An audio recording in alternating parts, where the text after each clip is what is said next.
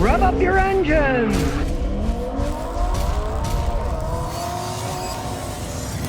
Alright, today we got a 2017 F-150. Unfortunately, he hit somebody's trailer hitch. Now his cruise control doesn't work. We're gonna hook up the computer to see what's going on that. And we're gonna get a general overview of the vehicle. He bought it used. It now has 98,000 miles. Now, he did buy one of these extended warranties. And he said in the first 3 months, he got his money back because it is a Ford. He's had a torque converter replaced, but it was free. He's had the floorboards done over twice. Sometimes it's worth buying an extended warranty. And if you're curious, the company he used is Ally, A-L-L-Y. They did what he needed done. He bought it used. He got more than his money back, that's for sure. But the warranty's gone now. Let's get this computer out and see if we can figure out what happened to the cruise control. Now, as you can see, it's got all kinds of bells and whistles, and the owner just said it took him a month to learn how to operate all this stuff.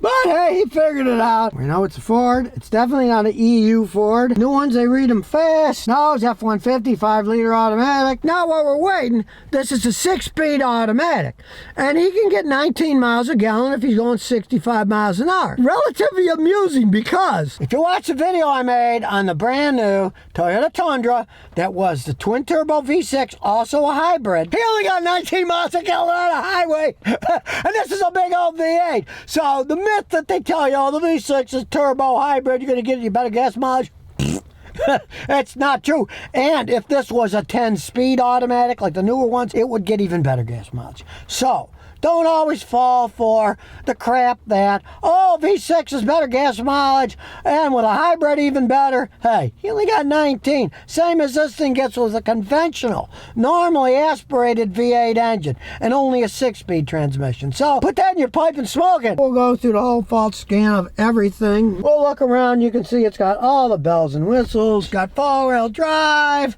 towing, 8 million bells and whistles and buttons you can look at. There's 12 codes, so he really wants to know about the cruise control, so we'll start on the bottom end. Imaging processing module. The vision system camera. So the vision system camera in the front bumper is broken. And here we go with the genius machine. It says the alignment or adjustment is incorrect. Okay, which makes sense. The thing's bent, right?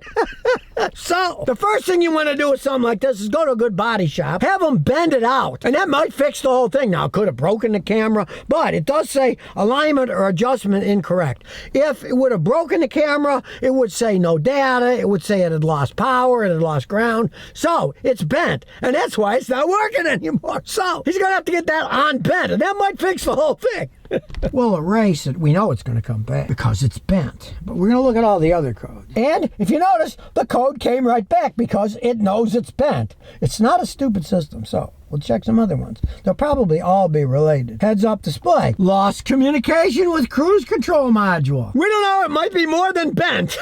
If it lost communication, being bent, you're not going to lose. It's just going to have the wrong angle. If it lost communication, odds are some wires are probably broken down there too. Been whacked and then went back on, so we'll erase that one and see what happens. We'll see if it immediately comes back like the other one did. It didn't come right back, so maybe it isn't. All right, here we go. Here's another one over here. Seat control module. The multi-contour seat switch input. So maybe the switch is a little dirty or something. Who knows? He's not complaining. The seat moves. Try the next one. Front control interface module. Lost communication with instrument panel cluster. Accessory protocol. Invalid data from electronic control module. Invalid data received from restraints control module. Well, we got a bunch of weird data. He did have his battery changed. We don't know. Some of it might have to do with that. But right, we'll go to the powertrain control module. It's got a code. And it's looking up the code. Look at that code we have before. Lost communication with cruise control module. So we'll erase that. Let's see what's happening. Okay, it's not a hard code, so that could have been just it got whacked, went crazy, and now it's not. So we got 1, 2, 3, 4 more to check. Instrument panel control module. Again, it's the same code. Lost communication with cruise control module, so we'll erase that too. Hard code, that didn't go away. So we know the cruise control module is losing communication. It's probably a wire's been damaged. Power steering control module. He said it's steering okay, but invalid data received from anti-lock brake system. Module A. All right, so now I'm really assuming there's probably some wiring damage and stuff that's gone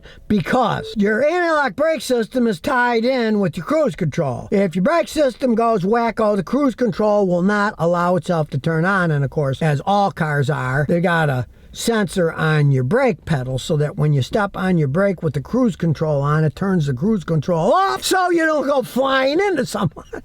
So there's two more. Occupant classification system module. Well, I thought you weren't supposed to classify people anymore. We're all supposed to be the same. Lost communication with seat control module H. So it's saying that it's not controlling to the seat modules either. All these systems are tied in together. That one erased and didn't come back at least, so we got one more. And that's the anti-lock braking system, which we already saw codes for, so it'll probably be the same thing. Lost communication with the cruise control module, so we'll erase that too, see if it comes back right away or not. And that's a hard code too, so it's obviously lost communication. It keeps finding it, it runs itself.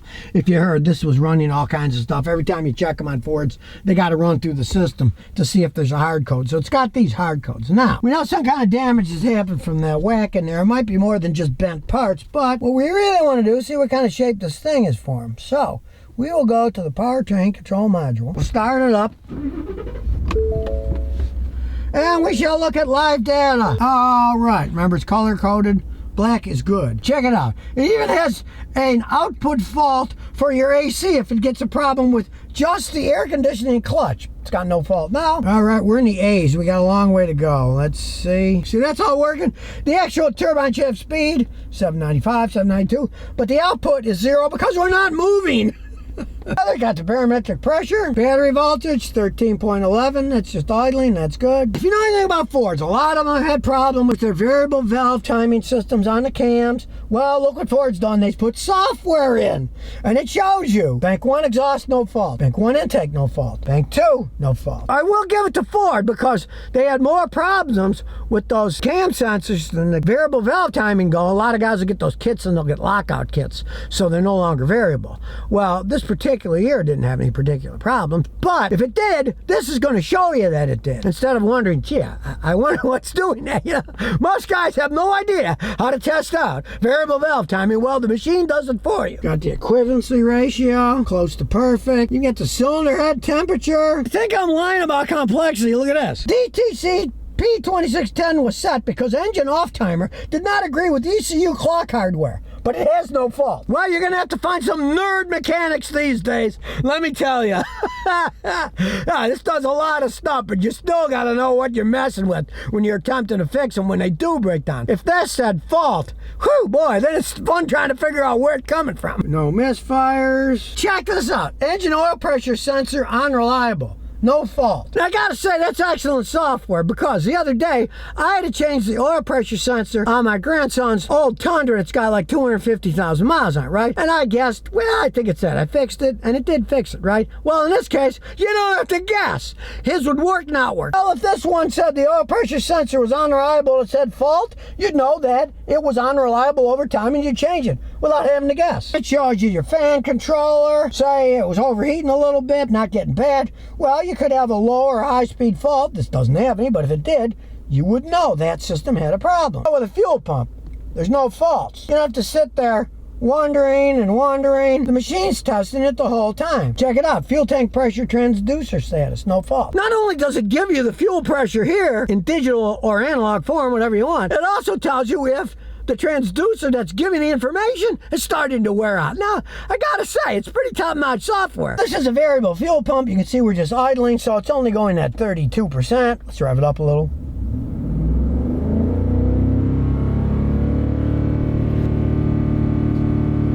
Doesn't have to go up all that much, really. They are complex fuel pumps. By running at lower speeds, guess what? They last longer. The old problem of fuel pumps breaking down in American cars is more or less a thing of the past if you stick with the OEM factory ones, because they don't have to work as hard. Very rarely are people driving these things at 100% load. You know, yeah, you drive this thing 100-something miles an hour all the time? I don't think so. All kinds of information on the transmission gears. And of course, this has the grill shutter on the front to get better gas module. Close it to get better gas module. Open it when it gets too hot. Injectors, none of them have faults. They have the automatic engine idle shutdown. You can bypass it if you want. I don't particularly like them. Like one Bank 2, the fuel trim is almost perfect. 0.8 minus 0.79. That's almost perfect. So you can't complain on a vehicle. It's got 98,663 miles on it.